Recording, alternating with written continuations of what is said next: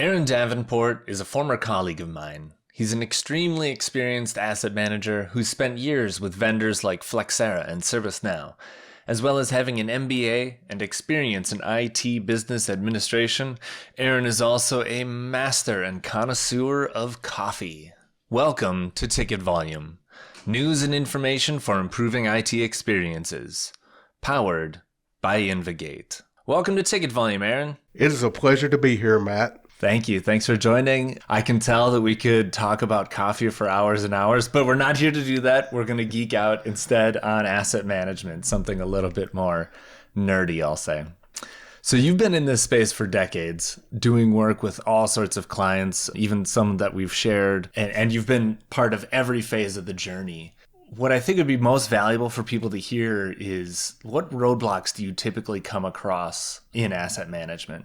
I wish I could say that there is a cookbook for asset management, but really to explain there are roadblocks, I would really like to explain first that each corporation, each enterprise has a different DNA when it comes to what works for them for asset management. And what medicine that may be good for one company may be very toxic to another company. So it's hard to say, hey, here's your magic pill, here's your magic answer. So a lot of that comes with experience. I can say software asset management's commonly sprung from one or two major events, and that's what gets everyone started down that path of, hey, we should invest in software asset management. Those events usually revolve around software audits because they're very expensive. What I've found that is most effective in any organization, no matter what it is, for software asset management, is having the buy-in from leadership and getting the right people in place and the right processes in place. Take the technology out for a little while and get that buy-in first to say, yes, this is important. And then you can start tackling from different parts of the organization, how are we, based on our DNA, going to attack software asset management? That totally makes sense. Prescriptive approach, not knowing what's going to work. You have to test the waters and figure out what's going to work for the culture.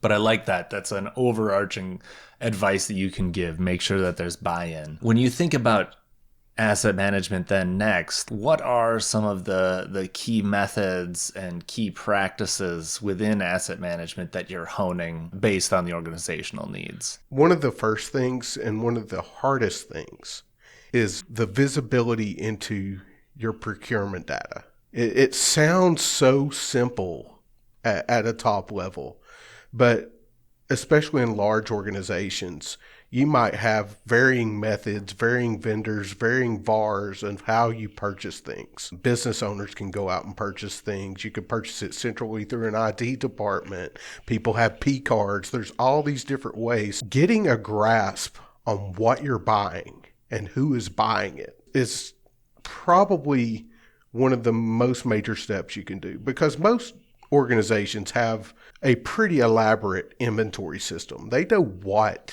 is out there, but they don't know how they bought it. So being able to get that information is vital. Once you get that information, how you process it, how you do things with it to say, okay, here's what we actually own, here's my entitlement. That's the next phase of that, a step one and step two thing. Okay. Yeah, I like that. A clear inventory. And yeah, you're right.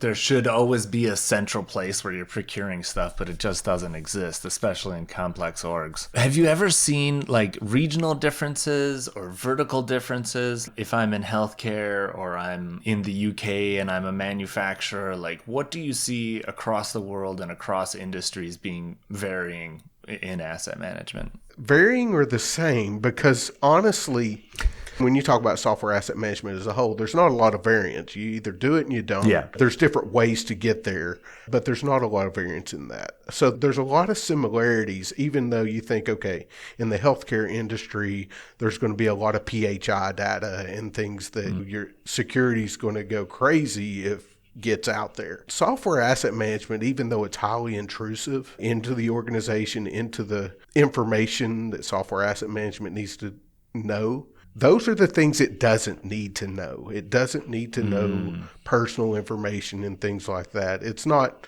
anonymized per se, but you can do software asset management to where, hey, I don't have that information that could get me in trouble. And that goes with GDPR as well. There's a misconception that, oh, well, I can't do software asset management in the UK because I'm a US company. And what about GDPR? Really, if you look at the laws of GDPR and what they're looking at as far as data and what's going across the pond, yes, you can do that. You just have to be very meticulous in how you collect that information. But I wouldn't say there's a lot of differences. I've seen the same process work in manufacturing that I've seen work in healthcare, that I've seen work in entertainment industries. It doesn't vary that much until you get down into the weeds and into the underlying details of who's doing what, when, and where. Yeah. That's totally it. What software do you actually need? Are you going to have to be managing Oracle licenses? Are they CPU based and core based? And like those details, that's really where the rubber hits the road. Absolutely. So what are some, like you mentioned GDPR, what are some compliance standards that you keep up with and understand and are always tracking towards? Are there certification standards? There's some ITAM certifications that I'll follow on LinkedIn and do all of that. There's certification tests you can do. There's also just a huge peer network in software asset management. Regardless of what industry you're in, we're all fighting the same battle. There's really two sides of it. There's the consumer side of software asset management, and then, of course, you have the producer side of software asset management. They want to make sure that their intellectual property is being properly paid for. So it's not that they're the bad guys and we're the good guys. It's more of we see things differently than you do. And let's come to an agreement on how we see things so we can get along at least better than what we currently do usually. But yeah, so there are those things, but the peer network is vital. Reaching out to people on your social networks and saying, hey, I'm seeing this in my organization. And you don't have to give specifics. Nobody needs to sign any NDIs and things like that. Just say, here's a theme I'm seeing. And you'll be amazed at the responses you'll get out of that from people that have been through a similar, if not the exact same situation you've been in. And I find that as, if not more valuable than the certifications, because the certifications are like a lab environment. Everything's going to go the exact same way every time in a certification. The answer is either yes or no. Software asset management's a gray area. So that takes experience and navigation to work out. It's not just the answer is always yes or the answer is always no. The answer is most times maybe, and then how do you navigate that? Okay. So you've had a team of asset management, like participants, process participants. You've been through the procedure lots of times. What are some points or advice you would give for managing teams doing this work? My first advice would be, and this sounds so cliche, don't boil the ocean. Get good at one small thing. Whether that be, again, like we talked about earlier, let's figure out where I'm buying stuff. Maybe it's just as simple as let's figure out all those different sources. Before we even talk about getting those into one place, where is it all? Get good at that and know you've got that right before you move on to the next step. And have a plan and stick to it. Just say, okay, my first 6 months, we're just going to figure out where we're buying things. Then the next year, we're going to integrate that into a centralized database. We're going to figure out what fields we need, where we need it, and get that automated to where we have an overarching view of that procurement. Then the next 6 months, we're going to analyze that data and say, okay, in that data, there's errors, there's problems in these columns and these things. And then we're going to go back and work with data entry to say, hey, this is the way we need it going forward. And those timelines are generic. In different companies, they can work different ways, but get good at one thing. That way you can actually do the next one and build your foundation on solid data that's trustworthy. It's like a CMDB or anything else in an environment. If you don't trust the data, anything you build on top of it will crumble. That's awesome. You just gave away an asset management strategy on the podcast. Thank you, Aaron. I love that, though. You are only as good as your data, and taking those baby steps, starting with the foundational element and then expanding from there, that totally makes sense. There's a lot of areas where that makes sense. So let's talk about what you mentioned right away at the beginning, which is where asset management comes from and why leaders buy in. And that is that audit or a true uptime or whatever you want to call it. How do you defend against findings? Like, what does that actually look like when a software manufacturer reaches out and you find something? Usually there's a triggering event of some sort. Either the contract's coming to an end, there's been maybe somebody in the organization reached out to the vendor and asked specific questions like, hey, how much do I own of X, which would make them think they don't know what they're using. Those type of things usually will trigger some audits. I can say we get audit letters out of the blue as well. Again, the COVID era when companies weren't buying as much software, the vendors had to get another revenue stream going. So obviously there was an uptick in audits, but overall there's usually some sort of triggering event. I'm not surprised anymore whenever I get that letter. However, to navigate it, the first thing you do is you say, okay, is this something I should be concerned about? Because of contractually, you may have a no audit clause. They might not even legally have a right to audit you. So you might want to read real quick before you make that quick response of, hey, I got an audit letter. That's what they want you to do. They want you to get scared. So my first thing is to say, don't panic. You may owe them money. You may not owe them money. But they don't know as much about your environment as you do. So get your facts straight. You may find out that, hey, we're compliant, or we're overpaying this vendor. And you might say, sure, here's what you need, go ahead. But don't let them just come in and run what they want to run and do what they want to do. Get your facts straight first. Okay, if you have the right to audit, thank you, I've received your letter. I need time to research and make sure I get all the ducks in the row so we can respond to you in a timely manner.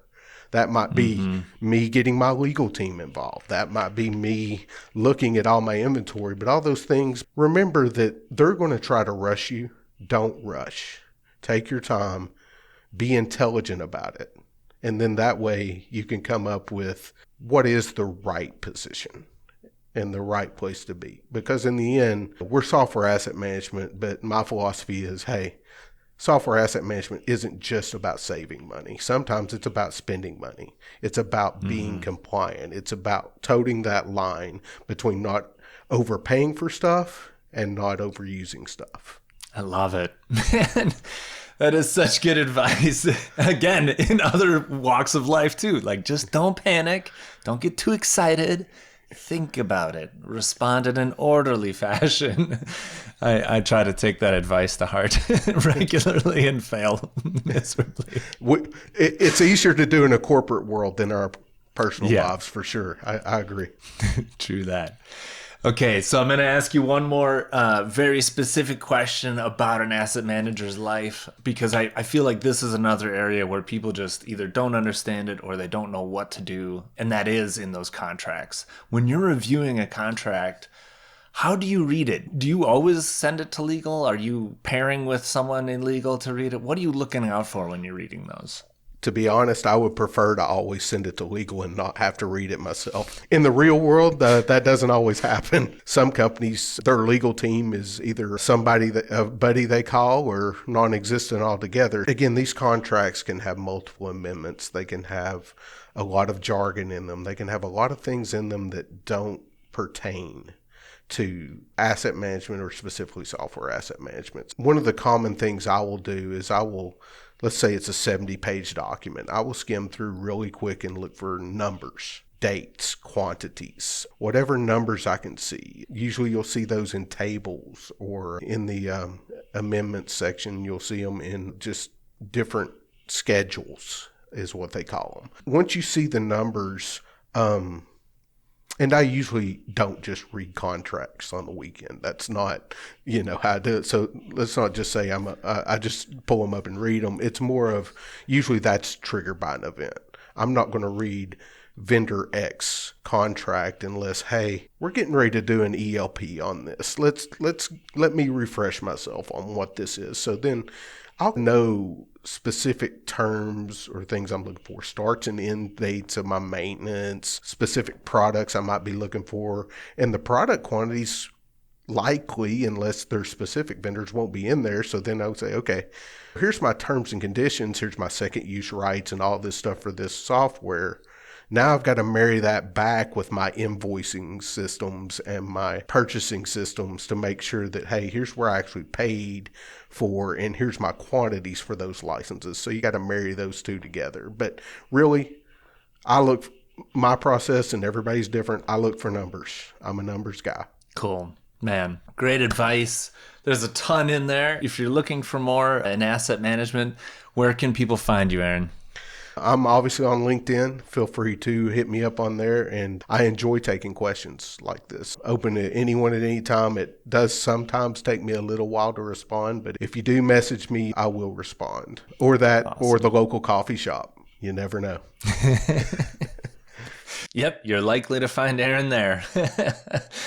To our audience, thank you for hitting play, and I'll see you around the way. I'm your host, Matt Barron. You can find me on Twitter, LinkedIn, Facebook as Matt Barron.